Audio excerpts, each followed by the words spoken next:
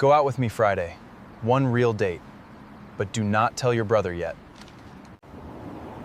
You have known me since I was a kid. Why are you asking me now? I never wanted you then. This began only after you came home as an adult. Then stop acting like my brother gets to decide whether you are allowed to want me.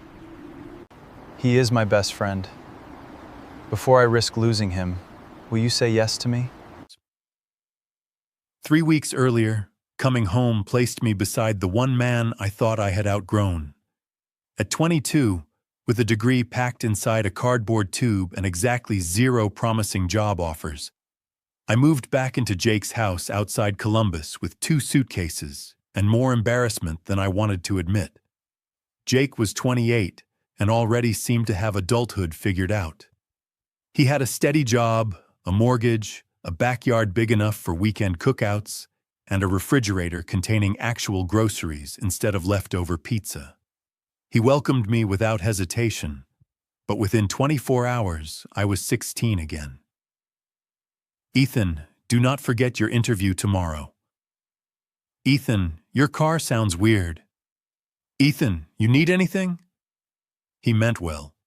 That almost made it worse. Ryan Carter had been my brother Jake's best friend for 11 years.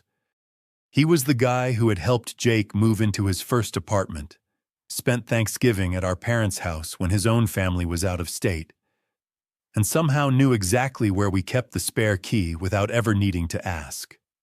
Growing up, Ryan had simply been part of the background of my life, like the old maple tree in our front yard or the dent in Jake's truck that nobody bothered fixing. Except Ryan had never felt like background to me. Not really. Ryan was 28, the same age as Jake and 6 years older than me. When I was younger, I carried the kind of hopeless crush you keep locked somewhere private because admitting it would only make you feel ridiculous. Ryan was older, confident, and completely unreachable. More importantly, he was Jake's best friend. So I buried it. I went to college 3 states away, dated other guys, built a life that did not include wondering whether Ryan Carter would ever look at me differently. I thought I had outgrown it. Then Ryan showed up for Jake's Saturday barbecue. I was carrying a bowl of potato salad through the kitchen when the back door opened and I heard his laugh. I recognized it instantly. I stepped outside, and there he was beside the grill, one hand in the pocket of his jeans, sunlight catching the brown in his hair. He looked older than the Ryan in my memories, naturally. So did I. That should have made everything ordinary. Instead, Ryan turned toward me and stopped talking.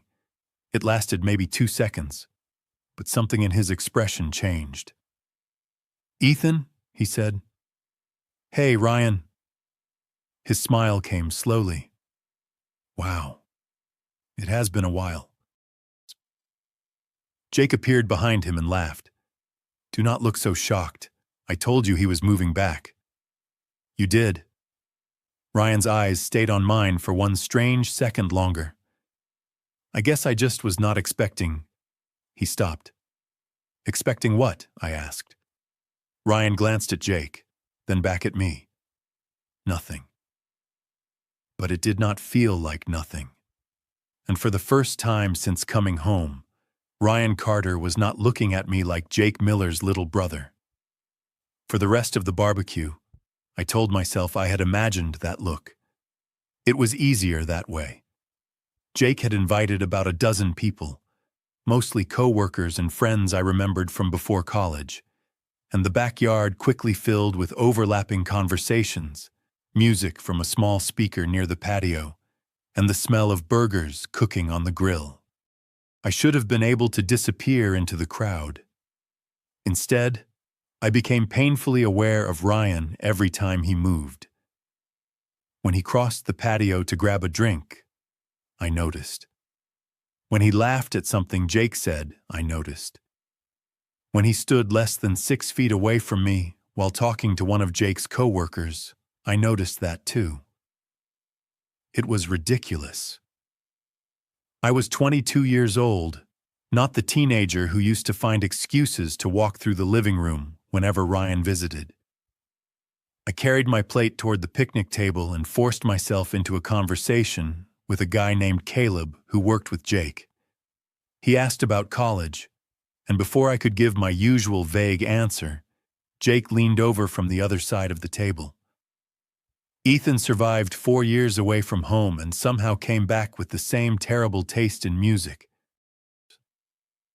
Everyone laughed.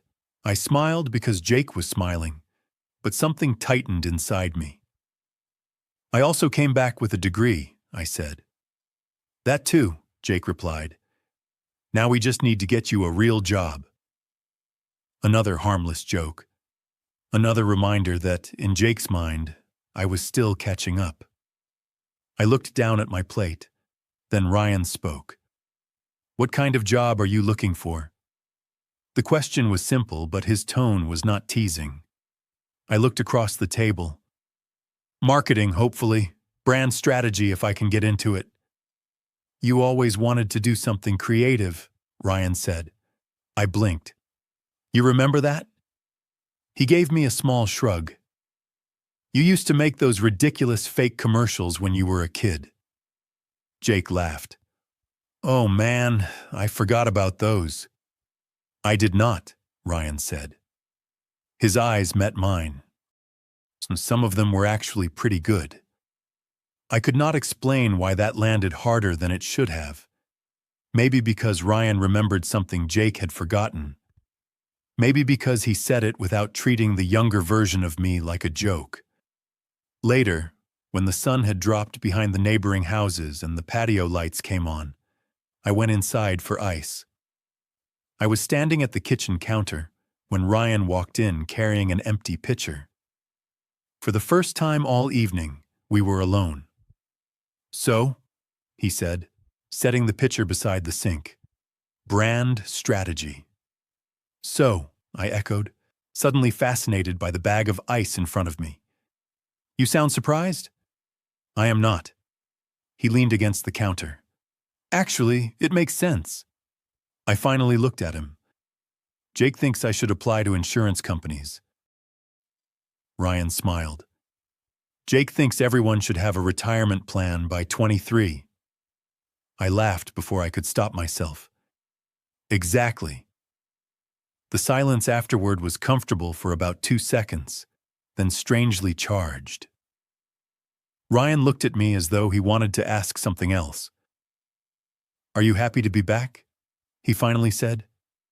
Nobody had asked me that. Everyone had asked about my degree, my job applications, my plans. Nobody had asked whether I was happy. I do not know, I admitted. Ryan nodded slowly, like that answer deserved to exist without being fixed. Then Jake called his name from outside. Ryan turned toward the door, but before leaving, he looked back at me. For what it is worth, Ethan, you do not have to have everything figured out yet. Then he disappeared into the backyard, leaving me alone with melting ice and the unsettling realization that Ryan was paying attention to parts of me nobody else seemed to notice. 3 days later, I learned that disappointment could arrive in the form of a perfectly polite email. I had spent nearly 2 weeks preparing for an interview with a small marketing agency downtown, researching their clients, rewriting my portfolio, and practicing answers until I could explain my entire future in under 60 seconds. The interview itself had gone well enough that I let myself hope. Then, at 9:17 on Tuesday morning, my phone lit up with the message thanking me for my time and informing me that they had chosen another candidate. I read it twice before closing the screen. Jake was already at work, which meant I had several hours before I needed to pretend it did not bother me. I made coffee, opened my laptop, and searched for new positions. By noon, I had applied to 4. By 3, every listing looked identical. When Jake texted asking how the interview situation was going, I typed, still waiting, then stared at the words. It was an evasive lie, and I hated it, but I hated the thought of seeing concern on his face even more.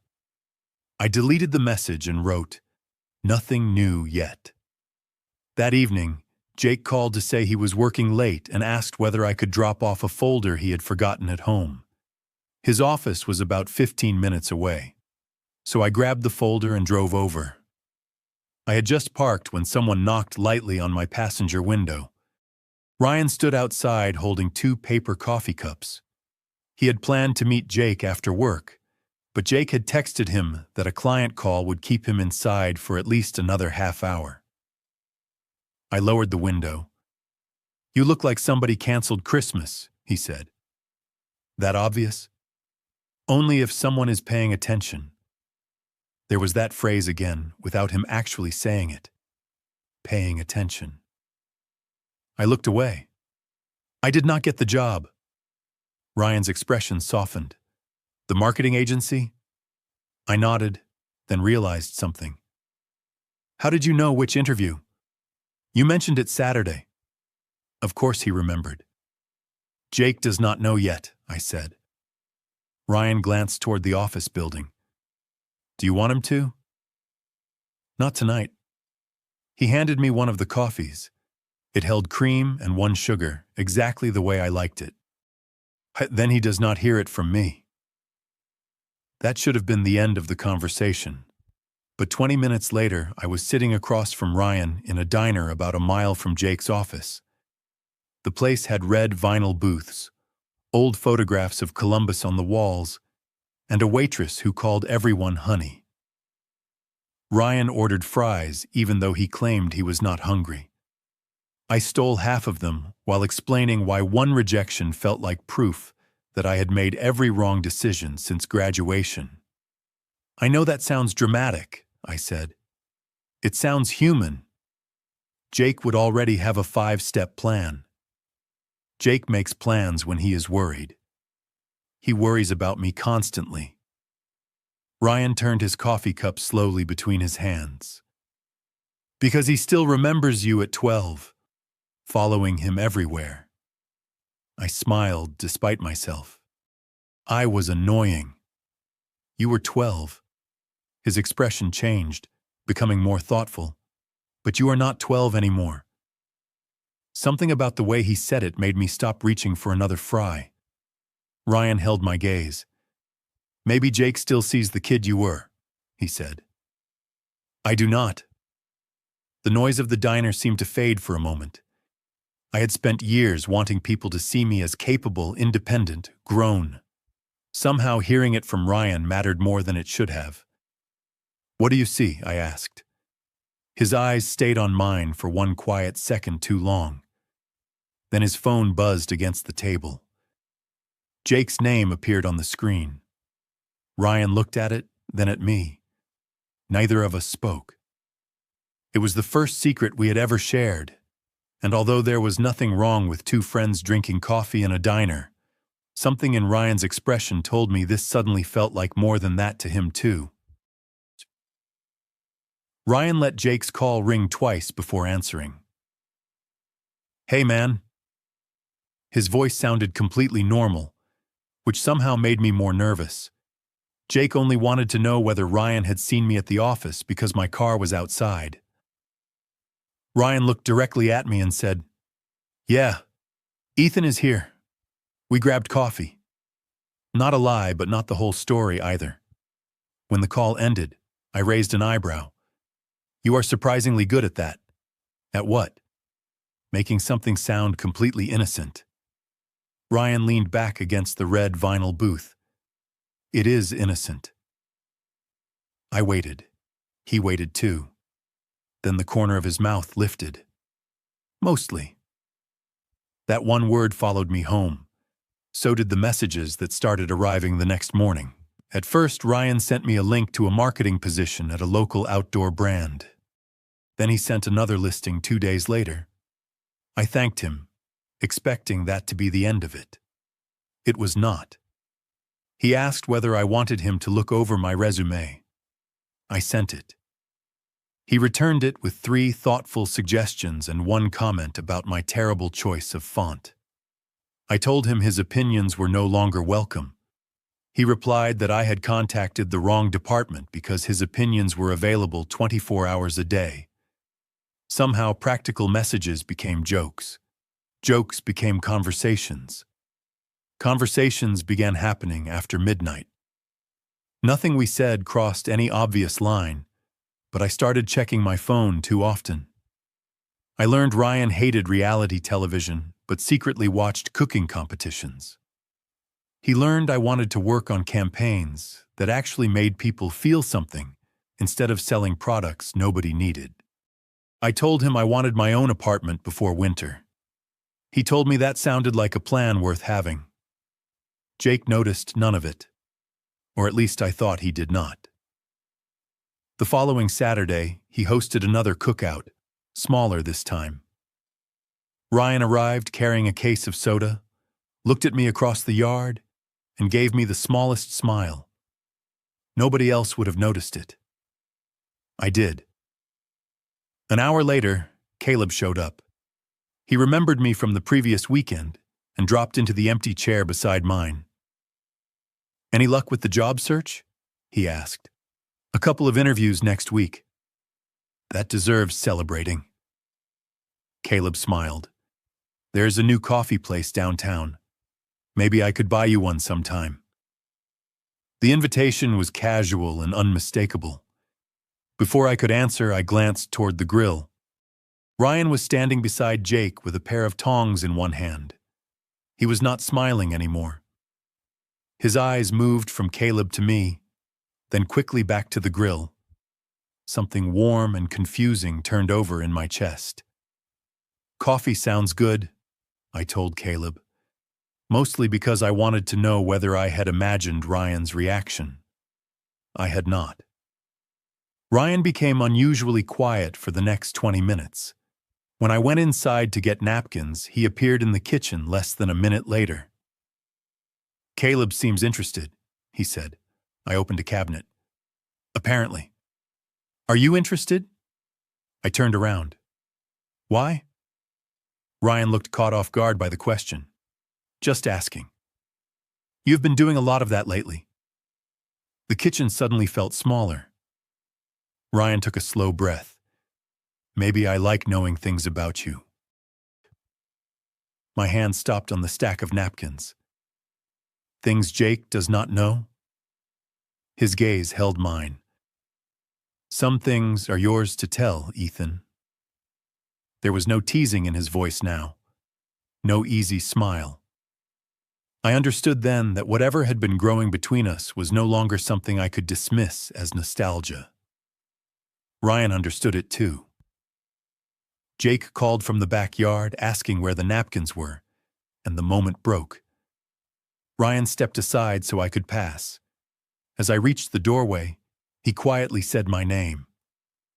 I looked back.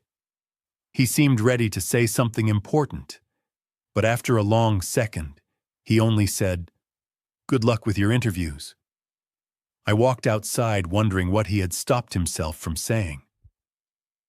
By Wednesday afternoon, I had survived 2 interviews and convinced myself not to analyze every answer I had given afterward.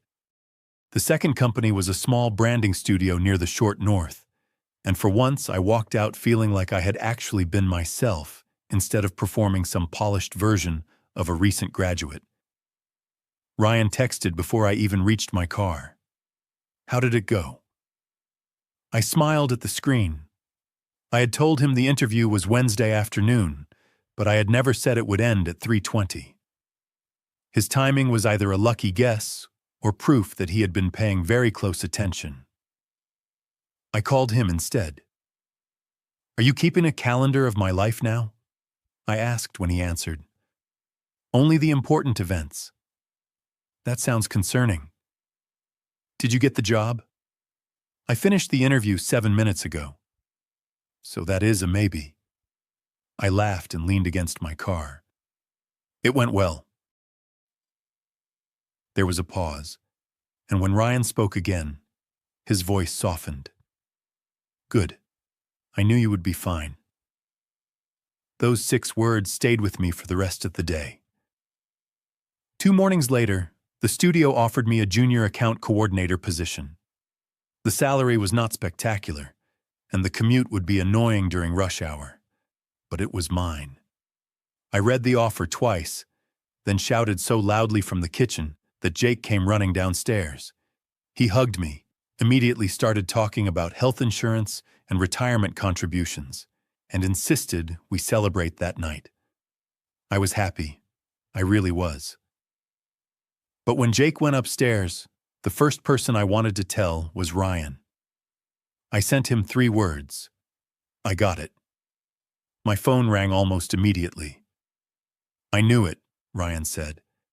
He sounded more excited than I felt. You absolutely did not know it. I had a strong professional opinion. You sell commercial real estate? Exactly. Highly relevant. I laughed, and then neither of us spoke for a moment. I am proud of you, Ethan, he said. My chest tightened in that quiet, inconvenient way it had started doing around him. Thanks. Jake organized dinner at a neighborhood restaurant that evening, and Ryan joined us. Everything felt normal until Jake stepped away to take a work call. Ryan lifted his glass toward me. To the employed adult, finally worthy of your respect. You already had that. His answer came too quickly to be casual. Our eyes met across the table. For a few seconds, the restaurant seemed strangely distant. Then Jake returned, and Ryan looked away. Later, Jake had 2 beers with dinner, so Ryan offered to drive us home. Jake took the front seat. I sat in the back, watching streetlights slide across the windows while the 2 of them argued about football. At the house, Jake went inside immediately, complaining that he had an early morning. I stayed near Ryan's car. Thanks for coming tonight, I said. I wanted to. Ryan rested one hand on the open driver's door. Neither of us moved. Ethan, about Caleb. I almost smiled. What about him? Did you go for coffee? Not yet. Ryan nodded, but the relief on his face was impossible to miss. You care an unusual amount about my coffee schedule. He looked down, then back at me. Yeah, I guess I do. My heartbeat suddenly felt too loud. Why? Ryan stared at me for a long moment. The answer was there. I could see it in everything he was not saying. Then he exhaled. Because Jake once made me promise something. What? Ryan glanced toward the house, where the living room light was still on. Years ago, when you left for college, he told me that no matter what happened, I should always look out for you. I frowned. That does not explain anything. It explains why this is complicated. Before I could ask what he meant, Ryan opened his car door. I should go. Ryan, he stopped. What is complicated? His hand tightened around the door frame, and for 1 second, I thought he might finally answer. Instead, he said, I will tell you soon. Then he drove away, leaving me beneath the porch light with the certainty that whatever stood between us finally had a name. I just had not heard him say it yet. Ryan did not tell me soon. In fact, for the next 4 days, he barely told me anything at all. His usual messages disappeared, and the silence bothered me more than I wanted to admit. I told myself he was busy. I told myself whatever I thought was happening between us had existed mostly in my imagination. By Tuesday evening, I was annoyed enough to stop checking my phone every 10 minutes. That was exactly when his name appeared on the screen. Can you come outside? I stared at the message, then crossed to the living room window. Ryan's car was parked at the curb. Jake was upstairs taking a conference call, so I grabbed my jacket and slipped out the front door. Ryan lowered the passenger window. Get in. That sounds suspicious. I brought coffee. slightly less suspicious. I climbed in, and he handed me a cup from the holder. He remembered my order. Of course he did. Ryan drove without explaining where we were going until we reached a quiet park beside the Scioto River, about 15 minutes away. We stayed in the car, watching the last orange light disappear behind the trees. "You vanished," I said. "I know. Was that supposed to make things less complicated?" Ryan gave a tired laugh. "That was the idea. Terrible strategy. I noticed." Silence settled between us. Ryan looked through the windshield instead of at me. "When Jake asked me to look out for you, you were 18. You were leaving home and he was worried because that is what Jake does. I promised him I would. I still do not understand why that matters now." Ryan finally turned toward me. The next few minutes stripped the situation down to its real terms. Ryan said his feelings had begun only after I came home as an adult. He also admitted that the promise he had made 4 years earlier no longer explained his attention, his jealousy, or the way he remembered every detail I shared. I told him my brother was not my guardian, and that neither of them got to decide what I was allowed to choose. Then Ryan asked for one real Friday date and admitted he wanted to wait until afterward to tell my brother. He looked at me as if my answer could rearrange every friendship in his life. "Yes," I said. "Friday at 7. Relief transformed his face. We agreed on one date and on facing whatever came next instead of pretending secrecy could last. He drove me home, and before I got out, I made him promise dinner would be better than the diner. He laughed and said it would be. When I walked inside, Jake was sitting on the couch. "Ryan get you home okay?" he asked without looking away from the television. "Yeah," I said. My phone vibrated in my pocket. I waited until I reached the stairs before checking it. Friday. Just you and me. Friday arrived with the kind of nervous energy that made every hour feel twice as long. I told Jake I was meeting someone from my new job for dinner. It was a direct lie, and I knew it. I used it anyway because I wanted one evening in which my choice did not become a debate. Ryan picked me up 2 blocks from the house at 7, exactly as promised. The moment I got into his car, he looked at my shirt, then at me, and smiled. "You clean up well." Careful. That almost sounded like flirting. "I am taking you on a date, Ethan. I think I am allowed to flirt a little." Hearing him call it a date made everything suddenly real. Ryan drove us downtown to a small Italian restaurant near German Village. The kind of place with warm lights, old brick walls, and handwritten specials on a chalkboard. I had expected awkwardness. Instead, within 10 minutes, we were laughing about Jake's obsession with organizing his garage. Without my brother sitting between us, Ryan felt different. Or maybe I was finally seeing the version of him that had always existed outside our family. He told me about his first terrible job after college, the apartment where the heater stopped working every January, and the year he nearly moved to Denver before deciding Columbus still felt like home.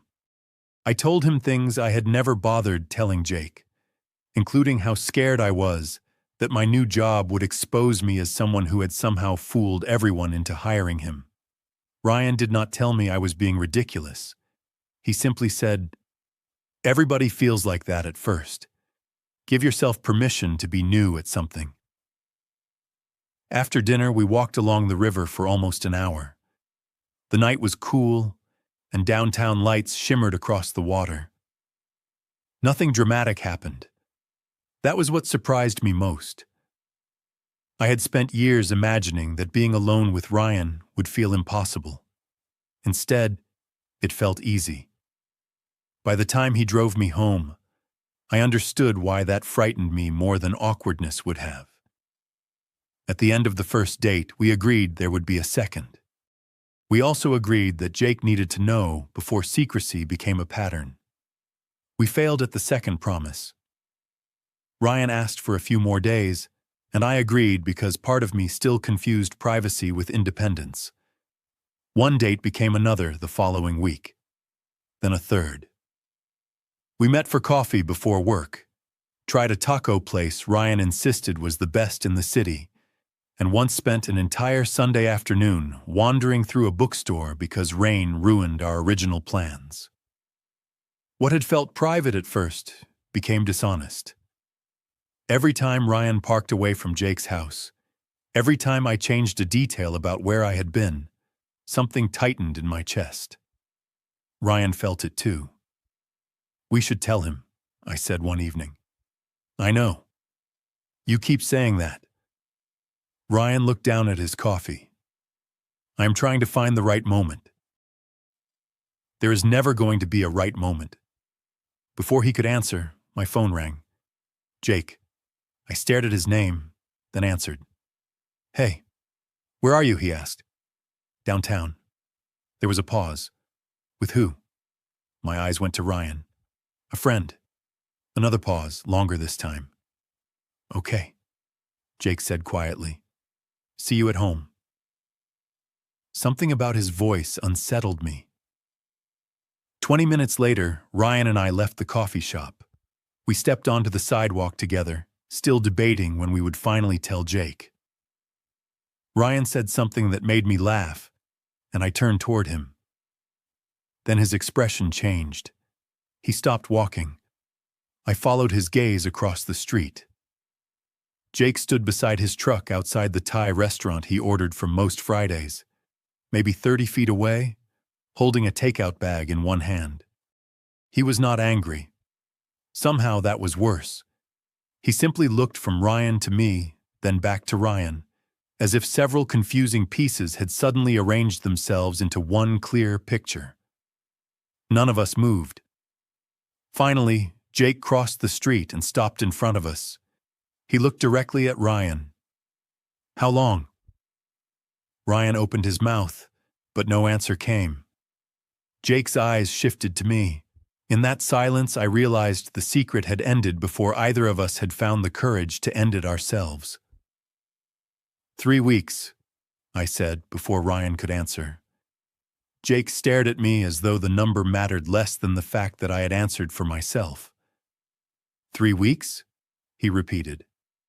We were going to tell you. When? His voice stayed calm, but I knew my brother well enough to hear the disappointment underneath it. Ryan stepped forward. Jake, this was my idea. If you are upset, be upset with me. That immediately made something inside me harden. No, do not do that. Both of them looked at me. I agreed to this. Ryan did not trick me into anything, and he does not get to take responsibility for my decisions just because you two have known each other forever. Jake rubbed a hand across his face. Ethan, that is not what I am saying. Then what are you saying? He looked at Ryan. I trusted you. Ryan went still. I know. You have been my best friend for 11 years, and you could not tell me you were dating my brother? I wanted to. But you did not. The words landed quietly. Ryan had no defense because there was none. I could see that now. Jake was not angry because I was dating a man.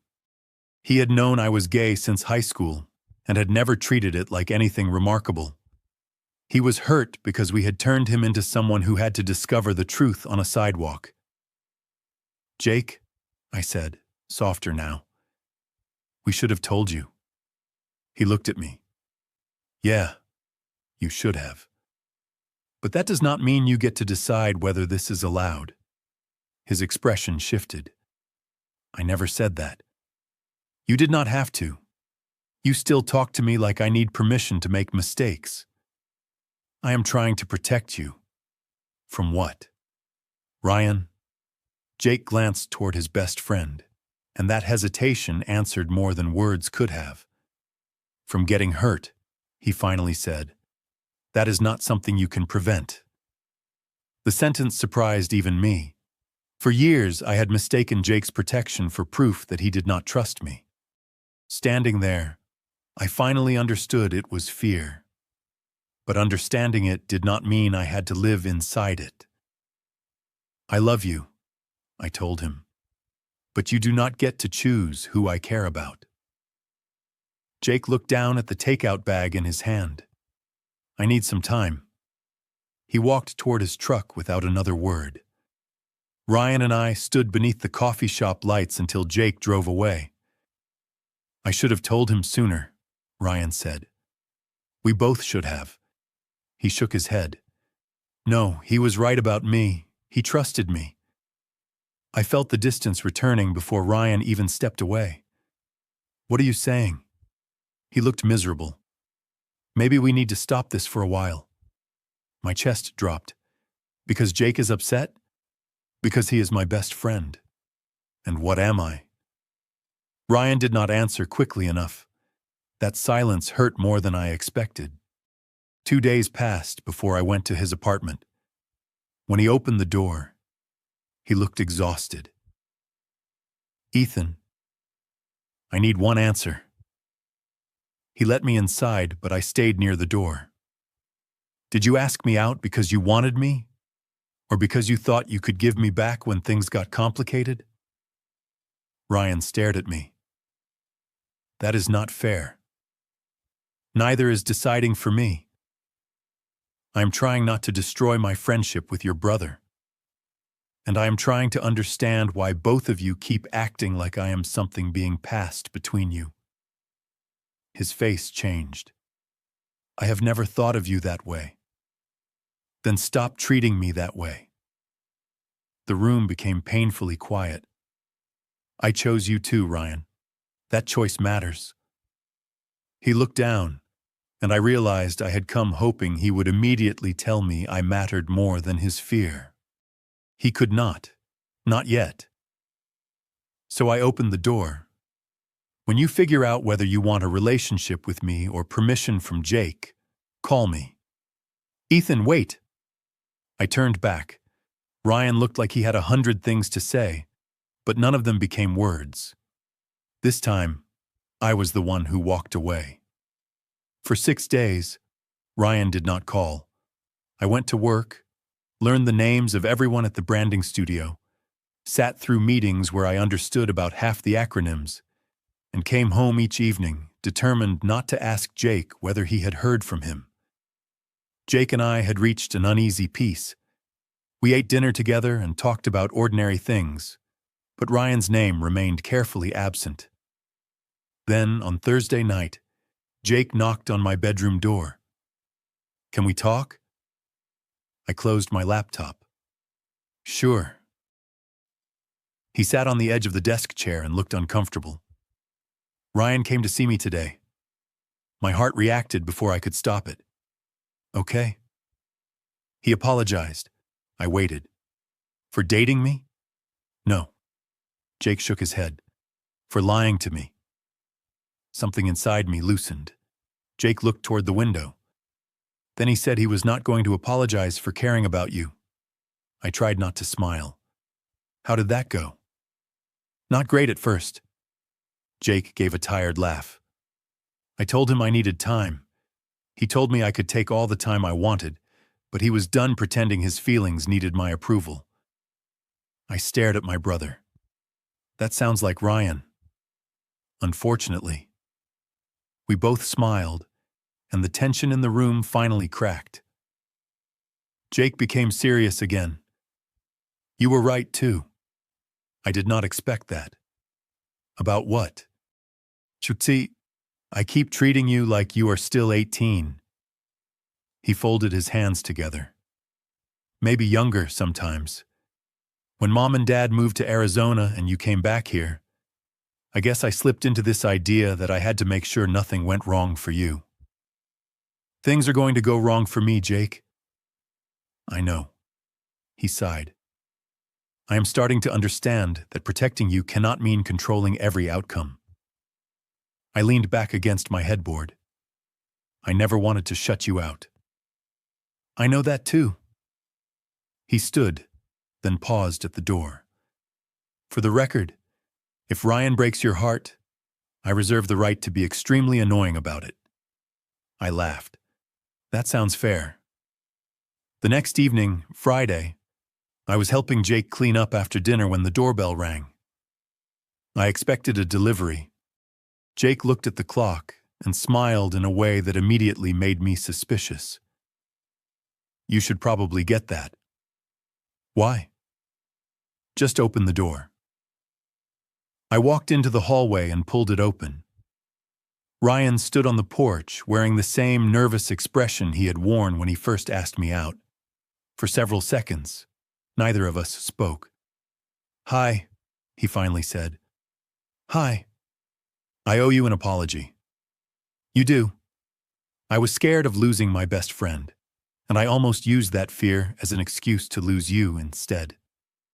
His voice was steady, but his hands were buried in his jacket pockets. You were right. I do not need Jake's permission to care about you. More importantly, you do not need either of us making choices for you. I stepped onto the porch. So what happens now? Ryan smiled. I was hoping I could take you to dinner. Behind me, Jake appeared in the hallway. Ryan looked past my shoulder. For a moment, the two men simply stared at each other. Then Jake sighed dramatically. Ethan, your boyfriend is here. Ryan's eyes widened. I turned toward Jake. Boyfriend? I am trying to grow as a person. Do not make it weird. I laughed so hard I had to look away. When I turned back, Ryan was smiling too. 7 in the evening, he said, just like before. There is one difference. What is that? I looked at the open front door, then at my brother standing inside it. You did not make me sneak out this time. Ryan offered me his hand. I took it without checking whether Jake was watching. The first time Ryan asked me out, our relationship began with a secret. This time, when we walked down the driveway together, there was nothing left to hide. Would you have forgiven 3 weeks of secret dates? Or would the broken trust have ended both relationships for you? Tell me whether the age gap, the secrecy, or the older brother's protectiveness changed your answer most. If this story stayed with you, please like it and share it with someone who believes adult love still requires honest boundaries.